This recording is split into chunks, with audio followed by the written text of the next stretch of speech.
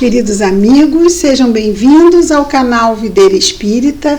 Meu nome é Cristina Brito. Estamos começando mais um programa Gotas do Evangelho, quando juntos aqui vamos conhecendo as mensagens de Emmanuel, o Espírito Emmanuel, que nos trouxe através da psicografia de Chico Xavier, e esse livro que foi editado pela Federação Espírita Brasileira, Caminho, Verdade e Vida.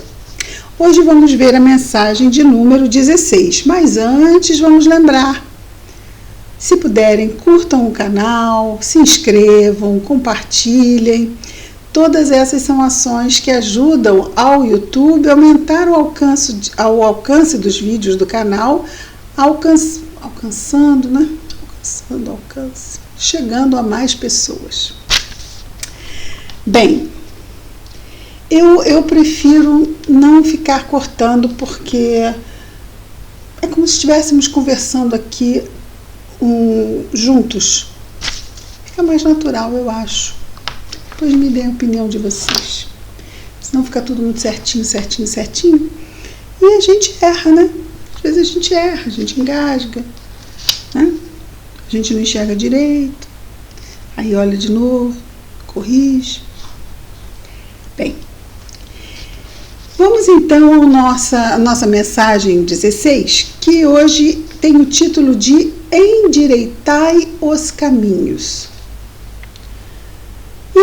E as palavras desse versículo destacado por Emmanuel são de João Batista, o precursor do Messias, de Jesus, mas são narradas por outro João, o João Evangelista, um dos 4 evangelistas que estão no Novo Testamento: Mateus, Marcos, Lucas e João. João, um dos 12 apóstolos, o mais novo, João Evangelista. O João Batista era um pouquinho, meses mais velho que Jesus, era parente de Jesus, era filho de Isabel, parente de Maria, e usamos a palavra parente porque é a exata palavra usada no Novo Testamento. Não é prima, é parente. Então, João Batista era parente de Jesus. E diz, porque como precursor, ele começou a pregar antes, que o Messias estava para chegar. E vamos dizer, ele batizava para que as pessoas se arrependessem, estavam desviadas do bom caminho. E exortava que as pessoas se arrependessem e voltassem de novo a seguir as leis de Deus. Porque muitas pessoas dizem que seguem, mas não seguem. Então, ele chamava a atenção, e aquela sua fé e aquele seu fervor fazia com que muitos quisessem se batizar para confirmar o seu arrependimento e a sua vontade de voltar para o bom caminho. Então, narrado no capítulo 1 de João Evangelista, no versículo 23, João Batista diz: Endireitai o caminho do Senhor, como disse o profeta Isaías. Nessa altura da narrativa de João Evangelista, Jesus ainda não tinha começado a sua missão. O precursor vem antes e anuncia. Então, está bem no capítulo 1 da narrativa de João Evangelista. E João Batista, ele se reporta ao profeta Isaías no Antigo Testamento, certo? Então, só para repassar, para não ficar confuso, nós temos aqui nessa passagem 2 Joões. O primeiro é o que fala, narrado pelo segundo. Quem fala é o precursor, que vem antes de Jesus começar a fazer o seu ministério, vamos chamar assim, e o que ele fala é narrado por um dos apóstolos, que é um dos evangelistas, que é João Evangelista, aquele, o mais novo dos apóstolos, chamado do bem-amado, né, de Jesus. Então, Emmanuel vai comentar essa exortação de João Batista: endireitai o caminho do Senhor, como disse o profeta Isaías. Endireitai o caminho do Senhor. Bom, isso quer dizer que nós andamos num caminho que não é nosso, é do Senhor. Ouvimos isso de Jesus? Acho que sim, não é? Eu sou o caminho, a verdade e a vida. Ninguém chega ao Pai senão por mim. Esse é o caminho. Nós temos que andar neste caminho. E o caminho é o próprio Evangelho. São as leis de Deus que estão em nós. O caminho não está lá, o caminho está aqui. Está em nós. Só que em nós, como estamos no processo evolutivo e temos padrões mentais do homem velho, ainda com as nossas paixões, são esses caminhos que precisam ser endireitados. É a contenção das más tendências. Esse é o endireitar os caminhos. E Emmanuel comenta o versículo da seguinte forma: a exortação do precursor permanece no ar. Lá de 2000 anos atrás até hoje, permanece no ar, convocando os homens de boa vontade à regeneração das estradas comuns.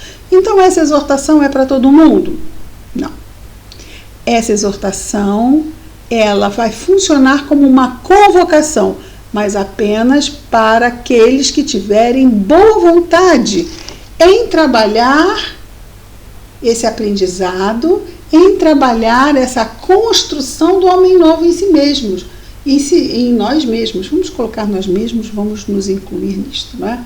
Em nós mesmos. Isso exige muita vontade positiva, que ele chama de boa vontade.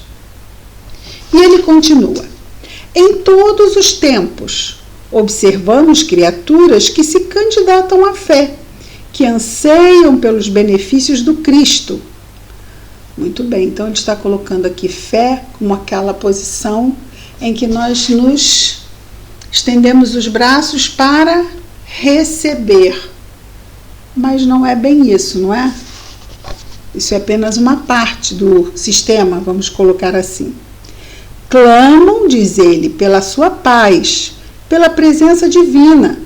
E, por vezes, após transformarem os melhores sentimentos em inquietação injusta, acabam desanimadas e vencidas. Isso eu nem vou comentar, porque ele vai comentar agora exatamente o que nos veio a ideia. Ele diz: onde está Jesus que não lhes veio ao encontro dos rogos sucessivos? Então é por isso que os sentimentos vão sendo tomados pela inquietação, porque é a nossa ansiedade. A gente está precisando de algo, de uma assistência, de uma ajuda, mas a gente quer agora, a gente quer rápido. Então eu tenho fé, estou contando aqui. Tenho fé, mas eu acho que Deus não está me ouvindo. Eu tenho fé, mas isso não vai acontecer. Peraí, eu tenho fé e não sou atendido. Então eu não tenho fé, né? Porque eu já estou começando a duvidar, já estou chateado com Deus, já troquei de mal com Ele, só vou falar com Ele quando Ele me der o que eu estou pedindo, porque eu preciso tanto. E eu sei mais que Ele, não é? Eu sei mais que Ele. Eu quero agora, como é que Ele não me dá agora? Ele não está entendendo? Quem não está entendendo? Né? Quem não está entendendo? Nós, né? Bom, e é isso que ele vai perguntar. Onde está Jesus? Ficamos inquietos e isso nos leva ao desânimo, ao sentimento de derrota. Muitas vezes leva. Onde está Jesus que não lhes veio ao encontro dos petitórios sucessivos? Em que esfera longínqua permanecerá o Senhor diante de suas amarguras? Não compreendem. Agora responde Emmanuel. que através dos mensageiros generosos do seu amor, o Cristo se encontra em cada dia ao lado de todos os discípulos sinceros. Muito bem, Jesus não vem em pessoa. A providência divina se manifesta através de quem? Olha que interessante, ele coloca aqui. Através de mensageiros generosos do seu amor, o Cristo se encontra em cada dia ao lado de todos os discípulos sinceros. Ele não diz aqui que são espíritos superiores, diz. Ele diz aqui que são mensageiros generosos do seu amor. Nós podemos ser esses mensageiros também? Podemos. Toda vez que nós abrimos o nosso coração a estendermos ao nosso próximo a caridade. Também não estamos sendo esses mensageiros? Tem uma historinha que conta, não é? Que a pessoa fica esperando, né, que venham os anjos do céu.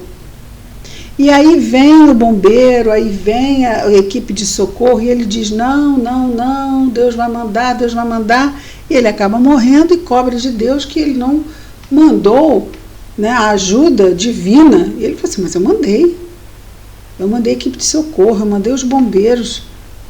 Você não foi. Então, onde está Jesus?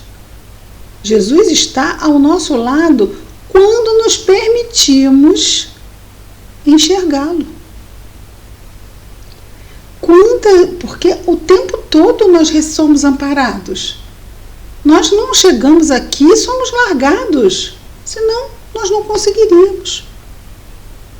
Nós ainda estamos num estágio muito de fragilidade. Nós precisamos de muita ajuda. A encarnação não é fácil para nós ainda, não. E nós temos muito amparo. Primeiro, precisamos pedir, precisamos enxergar que aquele amparo que nos está chegando é um amparo que pode ser dado agora, porque a gente precisa aprender com o que está acontecendo. Então, muitas situações não nos são tiradas de pronto, porque aquela situação é uma lição, tem que ser aprendida, eu preciso dela. Mas eu enxergo isso, ou enxergo só como uma coisa que tem que ser extirpada da minha vida, eu não a aceito. E eu já me desviei do caminho, né? Não estou nem entendendo quem eu sou, o que eu estou fazendo aqui, para que as dificuldades na minha vida? Eu não estou entendendo direito o meu contexto e a minha posição no meu contexto. Jesus veio nos falar sobre isso. A doutrina espírita, então, nos ajuda a fazer um esquadrinhamento muito, muito certeiro. Quem somos, onde estamos, o que viemos fazer aqui, para onde vamos depois, tudo isso a doutrina espírita nos explica. E a nossa razão consegue alcançar, e a nossa fé, por causa disso, se fortalece. E aí, nesses momentos, a gente tem condição, não quer dizer que vamos conseguir, mas temos mais condições de entender a forma como a providência divina responde aos nossos pedidos. E ele continua dizendo, faltam-lhes dedicação ao bem de si mesmos. Não é o bem de lá, ao bem de si mesmos. Qual é o melhor bem que eu posso fazer a mim mesmo? Seguir as leis de Deus. Isso sempre vai garantir para mim bênçãos e júbilos. E se eu não seguir, eu vou ter o quê? Não vou ter momentos felizes, porque eu vou ter que aprender. Se eu tiver uma resposta positiva, eu vou estar achando que eu estou fazendo certo. Então, a providência divina vai me ajudar a aprender. Se eu estiver fazendo algo errado, é claro que a consequência será algo que não será bom para mim. Muitas vezes eu coloco na conta de A, de B, de C, de Deus. Não consigo perceber que aquilo não está bom para mim porque eu fiz com que não estivesse bom para mim. É exatamente o que ele diz. Dedicação ao bem de si mesmo. Então eu preciso ser bom para mim e me dedicar a isso. Só que às vezes eu acho que ser bom para mim é satisfazer as minhas necessidades agora. Muitas vezes satisfazer as minhas paixões, os meus desejos da matéria. Nos esquecendo que somos espíritos imortais na matéria e não somos matéria passando por um estágio espiritual. E aí a gente se confunde e lá vamos nós saindo do caminho e indo para o desvio. Em vigilância. Porque hoje não temos mais um conhecimento iniciático. Conhecimento, as obras básicas, podemos baixar na internet. Né? Podemos ter acesso. Se formos numa casa espírita, podemos entrar num grupo de estudo de uma obra básica. Se eu não tiver dinheiro para comprar, eu compartilho o livro com um colega. Então a gente não vai ficar desprovido. Se eu levar para a direção da casa que eu necessito de um livro dos Espíritos e não tenho condição de comprar, eu duvido que a gente não vá ter uma pessoa que não nos doe. Então hoje, o conhecimento, conhecereis a verdade vos libertará. Eu preciso conhecer. E não é conhecer alguém me falando sobre, não, eu tenho que ir na obra, eu preciso estudar e eu preciso refletir sobre o que estou estudando. Isso é um processo de amadurecimento desse conhecimento, que aos poucos eu vou fazendo os links, né, como se usa muito dizer agora, e vou então fortalecendo essa fé raciocinada, que eu agora sei porque eu acredito.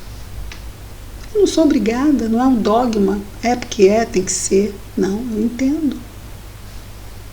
Não que emocionalmente não doa, porque eu queria mesmo era fazer aquilo que eu fazia, mas agora eu sei que não é a melhor escolha.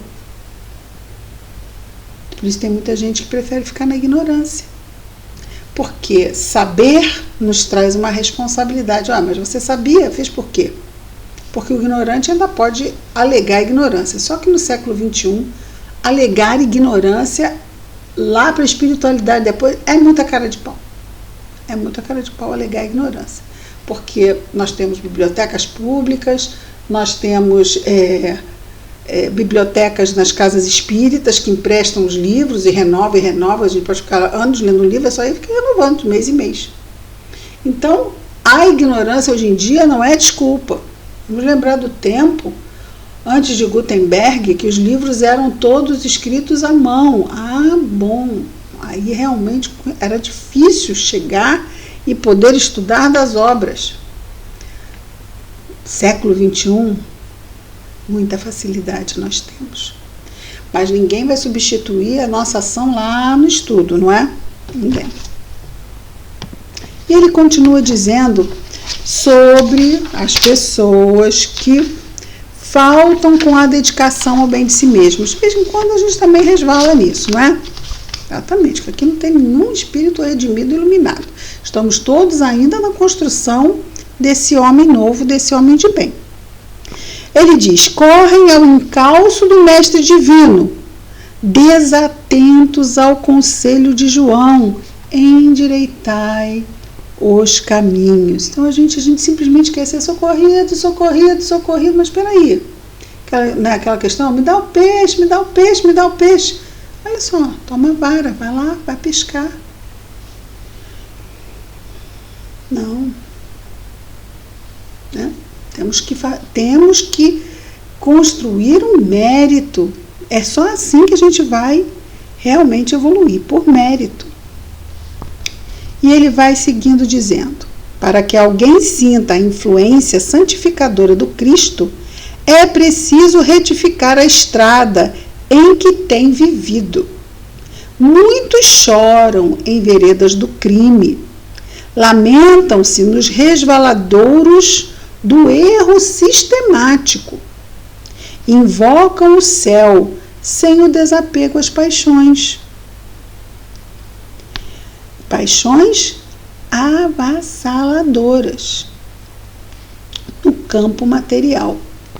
São as paixões avassaladoras do campo material. Veja bem, a paixão ela é neutra. Existem paixões que levam o homem a se elevar, mas são as paixões avassaladoras do campo material. Jesus não é apaixonado por nós? Isso é lindo, não é? Não mede esforços, veio até nós. Em tais condições, não é justo dirigir-se a alma ao Salvador, que aceitou a humilhação e a cruz sem queixas de qualquer natureza. Ora, se ele nos deu exemplo de testemunho, de sacrifício pelo bem, como nós não vamos fazer a mesma coisa? Queremos que conosco seja diferente quando ele veio nos mostrar o caminho a seguir. E ele conclui dizendo: se queres que Jesus venha santificar as tuas atividades, endireita os caminhos da existência, regenera os teus impulsos, desfaz as sombras que te rodeiam e senti-lo-ás, Jesus, ao teu lado, com a sua bênção. Então, na verdade, Jesus não está longe de nós, Jesus está sempre ao nosso lado. Nós é que nos afastamos dele, ele não, ele está sempre ao nosso lado, esperando que nós nos permitamos a sentir a sua presença junto a nós. Aí a gente conversa sobre isso e como nos fortalece saber de tantos recursos e de tanto amor por nós o tempo todo. Mas nós também temos que ter esse amor, estarmos atentos ao que é realmente melhor para nós, que são as virtudes, que é a construção do homem de bem. Essa missão que viemos desempenhar na nossa encarnação, assim como nas anteriores, mas nesta, no século 20 e 21, nós estamos preparados como nunca estivemos antes. Vamos aproveitar. Que bom que estamos juntos. Vamos orar.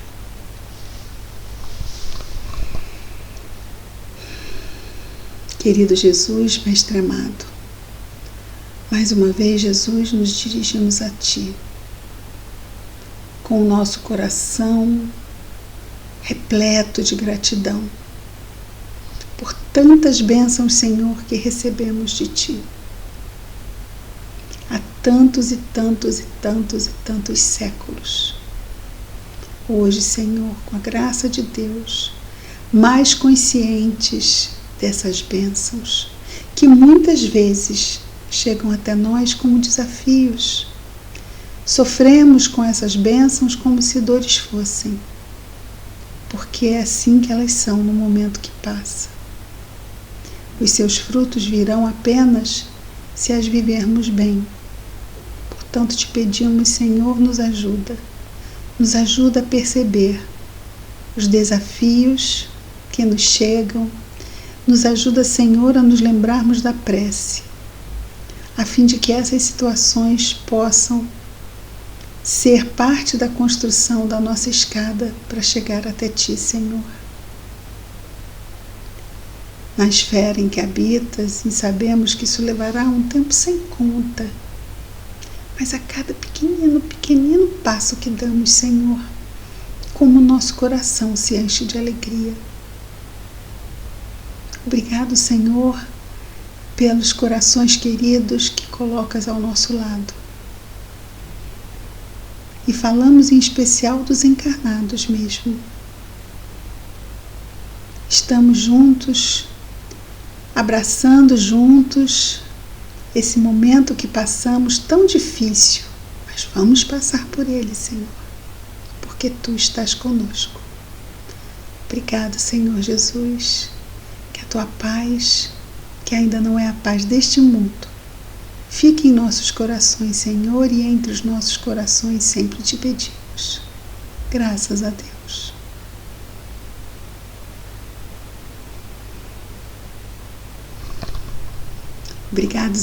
Obrigado, amigos. Amanhã estaremos juntos mais uma vez com Gotas do Evangelho. Muita paz a todos.